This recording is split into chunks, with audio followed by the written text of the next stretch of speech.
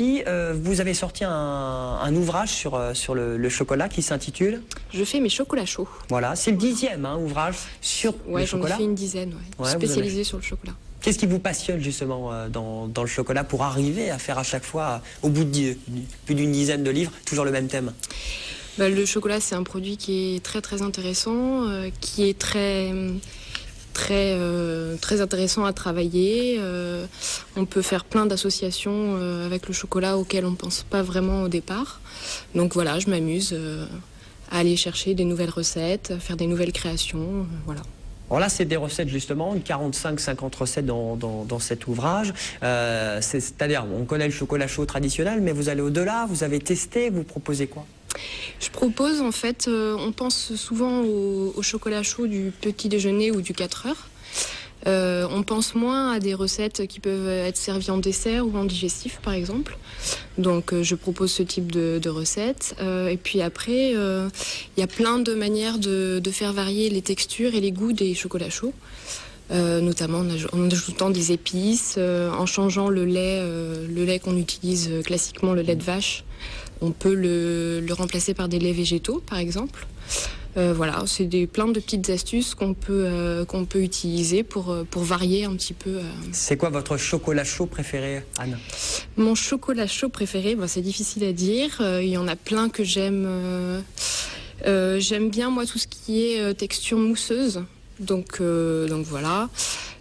Pour avoir une texture mousseuse, il y a un petit ustensile qui est assez utile. C'est un petit moussoir. C'est comme un tout petit fouet en fait, qui permet de faire monter le lait et d'avoir une texture mousseuse assez facilement. On sort du chocolat chaud classique. On peut y rester et on peut aussi en sortir et varier. C'est donner des idées recettes à ceux qui achètent le bouquin, c'est surprendre ses amis, c'est se faire plaisir. Voilà, c'est tout ça en même temps. C'est d'abord se faire plaisir et puis le partager. Partager toutes ces recettes avec qui on veut. Bon, Sylvain adore les chocolats chauds, il en prend souvent sur la Comédie. Tout à fait, ou Place Jean Jaurès. Ou Place Jean Jaurès, ou Place aux Herbes à Nîmes. Oui, aussi. Et justement, vous faites toutes ces recettes, donc vous les testez avant. Est-ce que on se lasse pas du chocolat jamais? Même à force après 10 livres sur le chocolat, on s'en lasse pas. Non, c'est justement l'intérêt de faire soi-même à la maison, c'est vraiment de varier et de ne pas se lasser. Bon, après, il faut être amateur de chocolat, c'est sûr, mais entre le blanc, le lait et le noir, déjà, il y a une grande variété. Donc, on peut vraiment pousser la dégustation assez loin et jamais s'ennuyer, en fait. Vous avez été, Anne, également la première à sortir une recette sur faire sa tablette de chocolat. Voilà, un livre de recettes sur